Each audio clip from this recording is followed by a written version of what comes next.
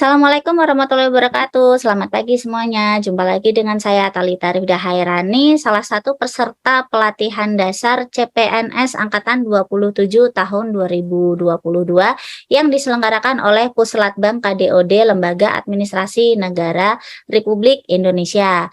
Nah, kali ini saya sedang mengerjakan tugas berkaitan dengan analisis pemanfaatan teknologi informasi terkait isu rancangan aktualisasi, di mana saya akan lebih berfokus kepada penggunaan teknologi berkaitan dengan proses bimbingan skripsi yang dilakukan oleh seorang dosen kepada mahasiswa. Kedua narasumber atau informan yang saya hadirkan ini akan memberikan gambaran situasi bagaimana penggunaan teknologi selama proses bimbingan skripsi. Nah, di sini telah hadir narasumber yang pertama, ada Bapak Arwin Sanjaya. Beliau adalah salah seorang dosen PNS di program studi Administrasi Bisnis Fakultas Ilmu Sosial dan Ilmu Politik Universitas Mula Warman. Menurut Bang Arwin, bagaimana sih atau apa saja bagaimana urgensitas penggunaan teknologi di dalam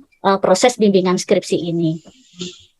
Khususnya saya pribadi atau di FISIP itu menggunakan 3 media ya. Kalau saya pribadi, yang pertama itu WhatsApp, yang kedua email, yang ketiga Zoom. Seperti itu, Mbak.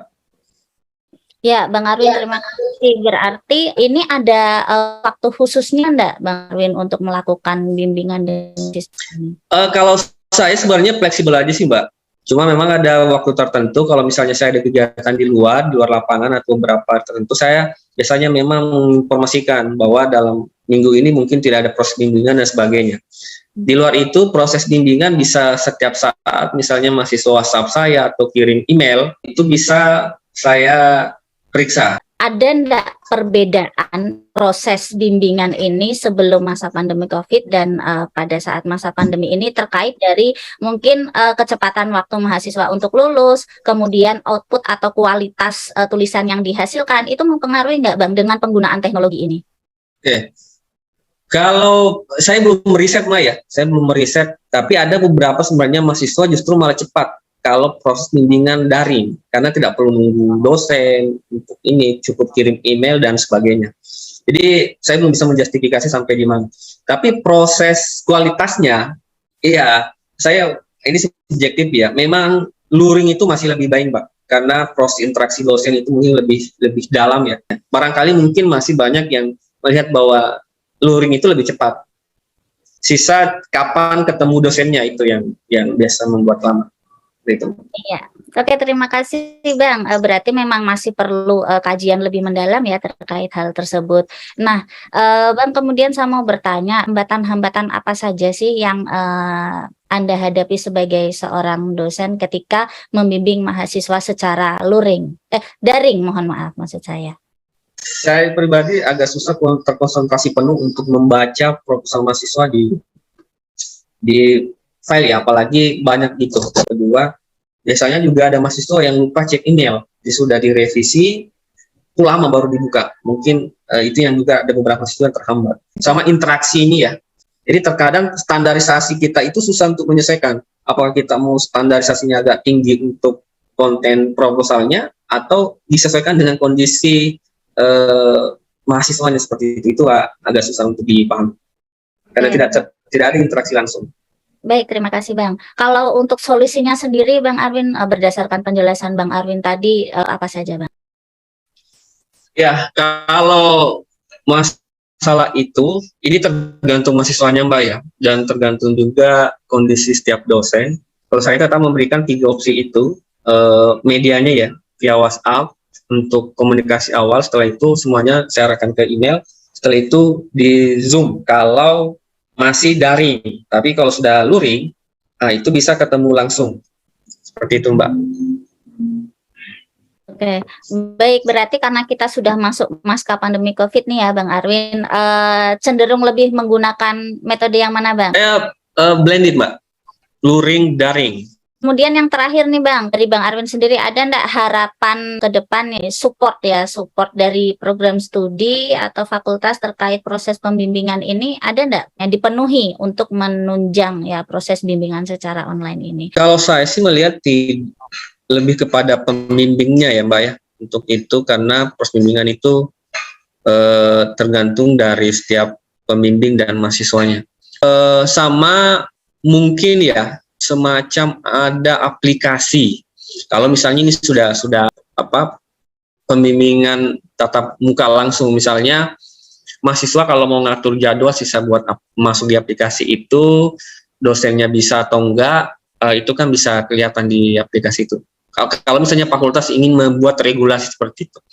Baik, terima kasih sekali lagi saya sampaikan kepada Bapak Arwin Sanjaya yang telah berkenan menyempatkan waktunya untuk menjadi informan dalam penugasan latsar CPNS saya, Bang Arwin. Siap, sukses Mbak Talita. Nah, baik, selanjutnya setelah hadir informan ya dari mahasiswa. Nah, mungkin di sini bisa kenalan dulu. Baik Bu, Assalamualaikum warahmatullahi wabarakatuh. Selamat siang. Perkenalkan, nama saya Muhammad Ilakbar Ramadan. Saya seorang mahasiswa program studi administrasi publik angkatan 2017 Universitas Mula Warman. Hambatan-hambatan apa saja sih yang Gilang hadapi selama melakukan proses bimbingan secara online ini? Ya, tentunya itu berkenaan dengan jaringan.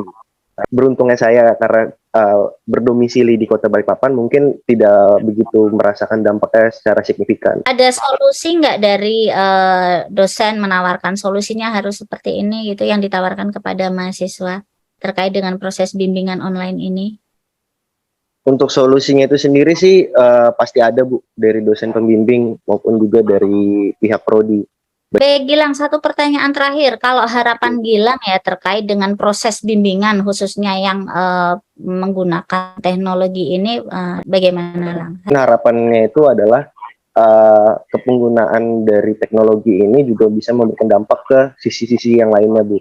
Salah satu contohnya itu ya berkaitan dengan mungkin pemeriksaan dari file skripsi kita bisa juga udah mulai dikurangi kepenggunaan kertas. Artinya kepenggunaan kertas itu yang mungkin bisa di minimal Bu. Nah, ada beberapa hal yang bisa kita petik atau kita pelajari dari apa yang disampaikan oleh kedua informan tersebut, yaitu sekarang ini bisa dilakukan dengan cara yang lain, yaitu mekanisme daring atau tatap maya. Nah, tentu saja untuk melaksanakan proses bimbingan ini membutuhkan penyesuaian tertentu, baik bagi dosen maupun bagi mahasiswa, khususnya di dalam hal pemanfaatan teknologi informasi. Nah, oleh karena itu pelajaran lain yang bisa kita petik ya dengan adanya proses pembimbingan secara online ini bahwa penggunaan teknologi ya bukan hanya di dalam pengajaran saja, tetapi juga proses pembimbingan ini ternyata sangat penting untuk dilakukan ya dan harus dikuasai oleh seorang dosen atau tenaga pengajar agar tadi dapat memfasilitasi atau menjembatani ya antara mahasiswa dengan dosen yang tidak bisa bertemu secara langsung agar proses bimbingan skripsi ini tetap berjalan dengan lancar sebagaimana mestinya dan tidak menjadi hambatan bagi mahasiswa untuk mencapai ya kelulusan tepat pada waktunya. Nah, demikian sekiranya konklusi yang bisa saya berikan ya. Semoga bermanfaat bagi kita semua. Sekian, wassalamualaikum warahmatullahi wabarakatuh. Dah.